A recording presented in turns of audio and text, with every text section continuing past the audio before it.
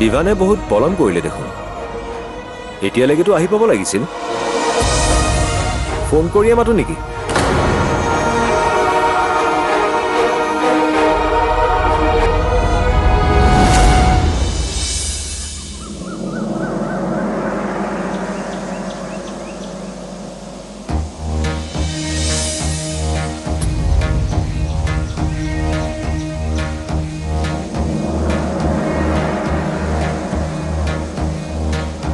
তই ইয়াত কি কৰি আছ ৰাহুল তই ইয়াৰ পৰা যা তোৰ লগত কথা বতৰা মোৰ কোনো ইচ্ছা নাই শুনিছোঁ ঘৈণীয়েৰে বোলে তোক এৰি থৈ গ'ল তই সীমা চেৰাই গৈছ কিন্তু সীমাত তই চেৰাইছ বিভান মই তোক আগতেই সকীয়াই দিছিলোঁ যে তই যি ভুল কৰিছ সেই ভুলে তোক খেদিবই আজি ঘৈণীয়েৰক হেৰুৱাইছ কালি সকলোকে হেৰুৱাবি এতিয়াও সময় আছে প্ৰায়শ্চিত্ত কৰ বিভান নহ'লে তোৰ পাপে তোৰ গোটেই বংশকে ধ্বংস কৰি পেলাব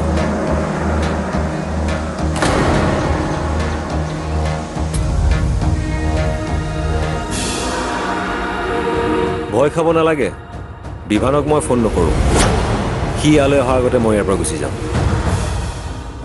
ল'ৰাটো তাৰ পিছত লগাই থৈছোঁ সি ঘৰলৈ আহিলে মোক জনাই দিব মই যে ইয়ালৈ আহিছোঁ সি গমেই নাপাব বিভান আজি ৰাতিপুৱাৰ পৰা ঘৰত নাই জানো এইকেইদিন সি নমামীৰ পিছে পিছে ঘূৰি আছে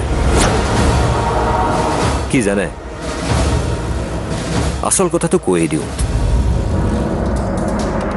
মই এইবিলাক কথা বিভানকে শুনাব লাগে আপোনাৰ ওচৰলৈ কিয় আহিছোঁ ডাইৰেক্ট বিভানক লগ কৰালে হয় মই ইয়ালৈ আহিছোঁ নমামী ৰেখাৰ কথা নমামীয়ে এইবিলাক কথা বিভানক ক'বলৈ মোক মানা কৰিছিল ইমানবোৰ হোৱাৰ পাছত যদি মানৱতা বোলা বস্তু আপোনাৰ ভিতৰত আছে অলপ হ'লেও আপোনাৰ চেতনা আছে আপুনি বুজিব আপুনি যিবোৰ কৰি আছে তাৰ আভাস আপুনি পাই আছে কেৱল আপোনাৰ অহংকাৰে সেয়া মানি ল'বলৈ দিয়া নাই কিন্তু আজি আপোনাৰ এই অহংকাৰ মই ভাঙি দিলোঁ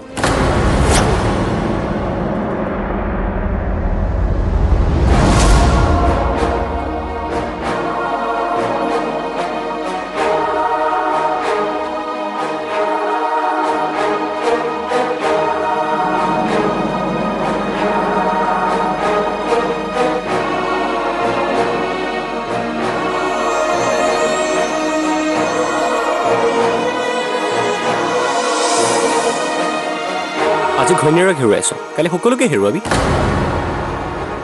এতিয়াও সময় আছে প্ৰায়শ্চিত্ত কৰ বিভান নহ'লে তোৰ পাপে তোৰ গোটেই বংশকে ধ্বংস কৰি পেলাব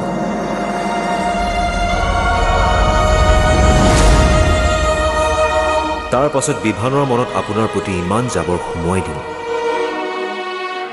যে বিভানে আপোনাৰ নামেই শুনিব নোৱাৰা হ'ব মানুহে ত্যায্য পুত্ৰ কৰে কিন্তু বিভানে আপোনাক ত্যায্য মাতৃ কৰিব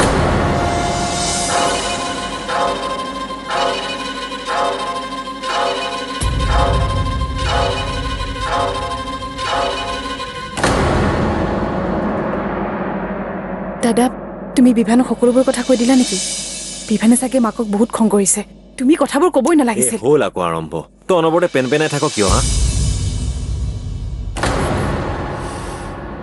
তোৰ পৰা এটা কথা শিকিলোঁ নামামি আনক দুখ দি পোৱা সুখত কেতিয়াও সন্তুষ্টি নাথাকে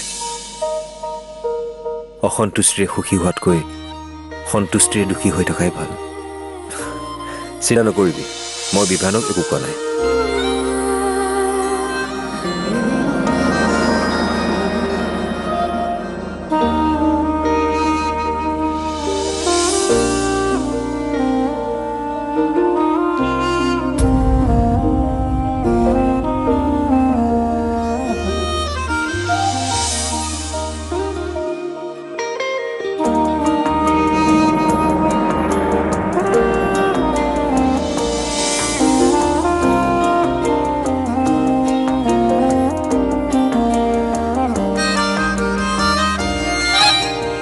বিভু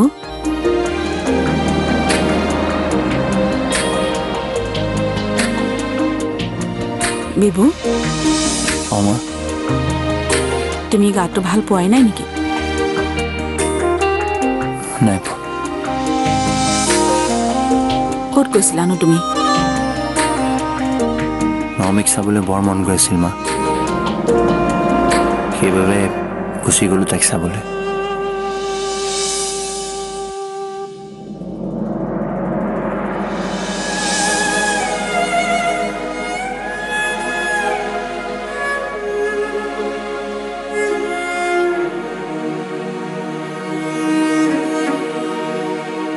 এয়া তুমি কি কৰিলা অৰ্জুন? ভগৱানে আমাক এটা সুযোগ দিছিল নৱমীৰ জীৱনলৈ সুখ উভতাই আনিবলৈ, কিন্তু তুমি মই জানো নৱমীৰ সুখৰ বাবে মই কি কৰিব লাগে। তুমি সঁচাকৈ জানা? তোমাৰ বিশ্বাসত এইটো ইমান দিন আছিলোঁ, আৰু যেতিয়াই সময় আহি গ'ল তুমি তোমাৰ সিদ্ধান্তই সলাই পেলালা। মই সিদ্ধান্ত সলোৱা নাই। নৱমীৰ জীৱনলৈ সুখ অনাই মোৰ উদ্দেশ্য, আৰু আজি যদি এই কাম মই কৰিলোহেঁতেন তাই সুখী হৈও সুখী হৈ থাকিব নোৱাৰিলেহেঁতেন। আপোনাৰ ছোৱালীজনীৰ মনটো বৰ কোমল। এইবিলাক কাম কৰি তাইৰ কোমল মনটো কৃত্ৰিমতাৰ ফালে ঠেলি দিব নোৱাৰো মই। আপুনিয়ে দেখোন এদিন কৈছিল নৱমী যেনেকুৱা তেনেকুৱাই হৈ থাকিবলৈ দিয়া। আজি সেই একেষাৰ কথা মই আপোনাক কওঁ, নৱমীক সলনি কৰিবলৈ চেষ্টা নকৰিব, নহ'লে নৱমী নৱমী হৈ নাথাকিব।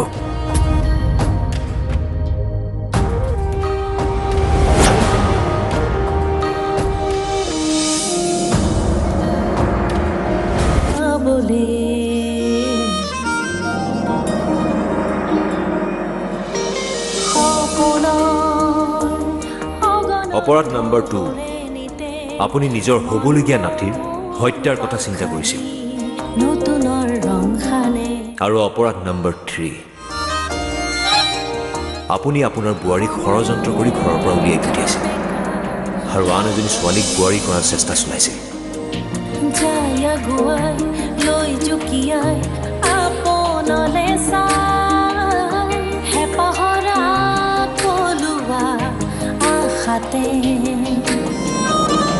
মন মজিলৈ হঠাতে কি হয় সপোনো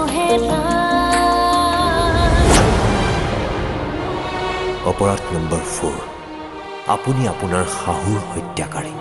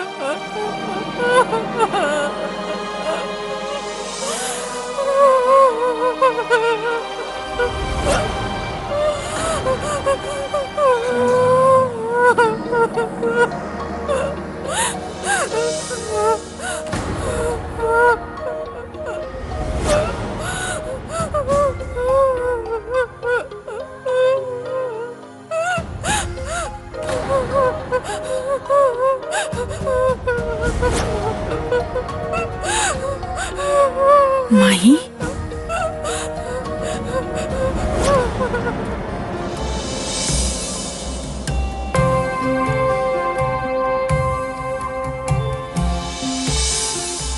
কচোন তই ইমান দেৰি কৰিলি? দেউতা আছে, মই নোকোৱাকৈ গুচি আহিছোঁ। তোৰ লগত মোৰ এটা ডাঙৰ কথা আছে, সেইকাৰণে ঘৰলৈ নগৈ তোক ইয়ালৈ মাতিলোঁ। কৈ আছোঁ ৰ মই।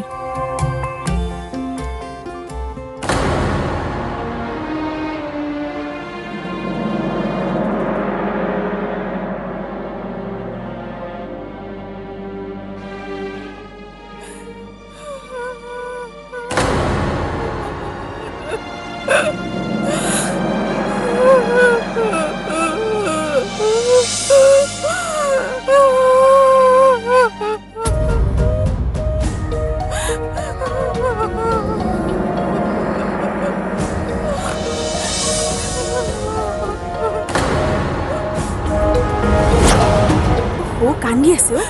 মই কিবা সেইটো নাজানিম নেকি? কিয় কান্দিছে মই কেনেকৈ গম পাম? ক'লেহে দুৱাৰ বন্ধ আছে, মই কেনেকৈ দেখা পাম বাৰু? অঁ,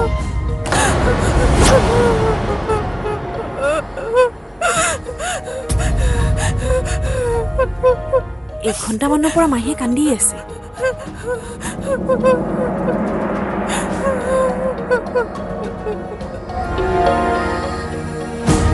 কি হ'ল তই একো নকওঁ যে? কালি বিদ্যুৎ বহুত নিচাহত আছিল ন মামী?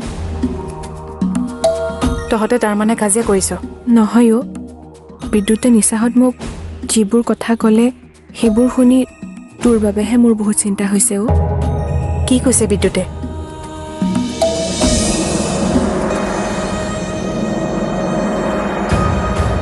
আপুনি যিবোৰ কৰি আছে তাৰ আভাস আপুনি পাই আছে, কেৱল আপোনাৰ অহংকাৰে সেয়া মানি ল'বলৈ দিয়া নাই।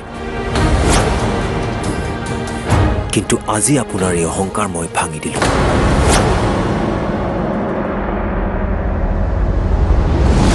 কি জানো ন মামী, বিদ্যুতে নিচাহত মোক কেতিয়াও মিছা কথা নকয়। তোৰ অনুপস্থিতিত কিবাটো পৰিকল্পনা চলাই আছে মূৰ্ছনা আৰু তাইৰ মাকে।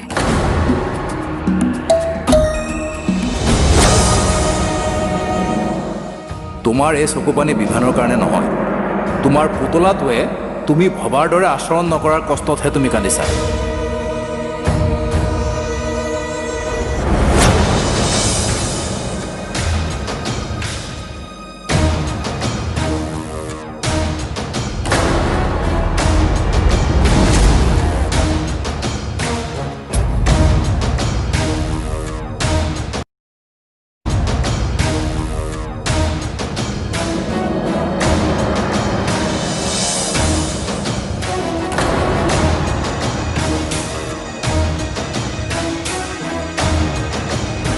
তুমি পাকঘৰলৈ যোৱা, বিভানৰ বাবে কিবা অলপ খোৱা বস্তু যোগাৰ কৰাগৈ। ঠিক আছে মহা।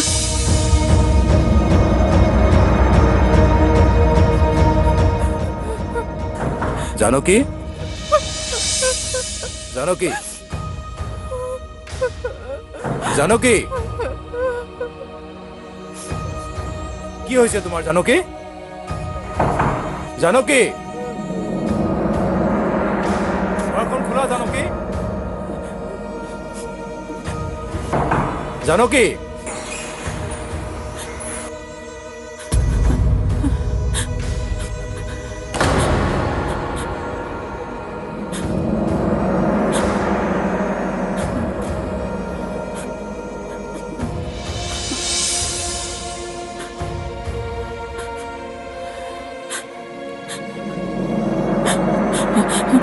আপুনি ঠিকেই কৈছে, মই অহংকাৰী, মই স্বাৰ্থপৰ, মই অকল নিজৰ সুখৰ কথাই চিন্তা কৰোঁ।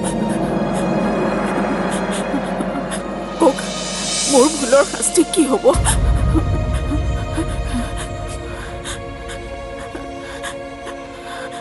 মোৰ বাবেই বিবুৰ আজি এইটো অৱস্থা। মই আঁতৰি গ'লে সকলো ঠিক হৈ যাব নেকি বাৰু? বিভানৰ জীৱনত আৰু এইখন ঘৰত তোমাৰ প্ৰয়োজনীয়তা সদায় থাকিব। ঘৰৰ একমাত্ৰ ল'ৰা হিচাপে মোৰ যি দায়িত্ব, সেইখিনিও ইমান দিনে তুমিয়েই পালন কৰি আহিছা। তুমি কেনেকৈ নিজকে অপ্ৰয়োজনীয় বুলি ভাবিব পাৰিলা? এটা কথা বুজি লোৱা জানকী, বিভানৰ জীৱনত তোমাৰ স্থান কোনেও ল'ব নোৱাৰে। মাত্ৰ ল'ৰা ডাঙৰ হ'লে তাৰ জীৱনত তোমাৰ উপৰিও আন এগৰাকী নাৰীৰো দৰকাৰ হয়। এয়াই প্ৰকৃতিৰ নিয়ম। এজন পুৰুষৰ জীৱনত মাতৃৰ স্থান আৰু পত্নীৰ স্থান দুয়োটাই সুকীয়া। পত্নীক ভাল পালে মাতৃক বেয়া পোৱাটো নুবুজায়।